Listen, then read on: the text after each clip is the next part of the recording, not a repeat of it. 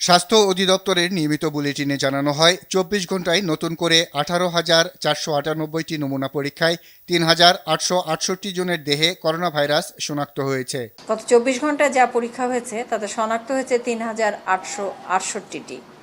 ২৪ ঘন্টায় শনাক্তর হার ২০.৯১% এবং এ পর্যন্ত শনাক্তের হার ১৮.৭২%। ২৪ ঘন্টায় আরও ১,৬৩৮ জন সহ সুস্থ হয়েছেন ৫৩,১৩৩ জন। এদিকে রাজধানীর মুগদা মেডিকেল কলেজ ও হাসপাতালে নমুনা দিতে এসে শারীরিক দূরত্ব না মেনে লাইনে দাঁড়াতে হচ্ছে। অনেকে আবার রিপোর্ট পেতে কয়েকদিন লেগে যাওয়ার অভিযোগ করেন। এর আগে করছে এখানে, তখন এখানকার রিপোর্টটা পাইনি। ৪ দিন ধরে আমি মেসেজ পাই না। আমার হাজবেন্ড অসুস্থ, তারা বলছে যে ১ সপ্তাহ পরেও যায়, সমস্যা নেই, সমস্যা থাকলে তাড়াতাড়ি যায়। যেই সিরিয়ালটা দেখছেন এটা তো মানে একটু ঝুঁকি সিরিয়ালটা, একটু ডিস্টেন্সের দরকার ছিল সিরিয়ালটা। হাসপাতালের পরিচালক দাবি করেন নির্ধারিত সময়েই তারা রিপোর্ট দিচ্ছেন, তবে জনবলের সংকট থাকায় অনেক সময় কিছু সমস্যা হচ্ছে।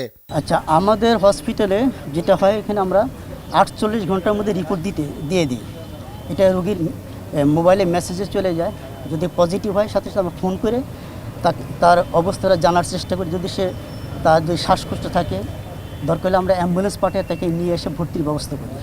আর এখানে যেটা এরা নতুন শুরু করছে, তো এদের আসলে পুরো সিস্টেমটা তাদের মানে আয়ত্তে আনতে রিপোর্ট এইভাবে রেগুলার করতে একটু সময় লাগছে। প্রথমে ৭ দিন লাগতো, এখন তারা কথা দিচ্ছে তারা ৪ দিনের মধ্যে রিপোর্ট দেওয়ার চেষ্টা করে। নারায়ণগঞ্জের কয়েকটি হাসপাতালে ঘুরে ভর্তি করাতে না পেরে এই রোগীকে মুগদা হাসপাতালে আনা হয়, কিন্তু অ্যাম্বুলেন্সেই অক্সিজেন লাগানো অবস্থায় মুখ দিয়ে রক্ত আসে তার। পরে পরীক্ষা নিরীক্ষা করে জানানো হয় রোগীর আগেই মৃত্যু হয়েছে।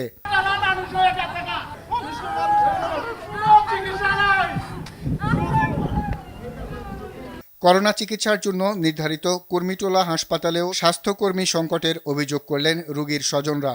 নন পজিটিভ করোনা রোগীর জন্য আলাদা ওয়ার্ড দাবি করেন তারা।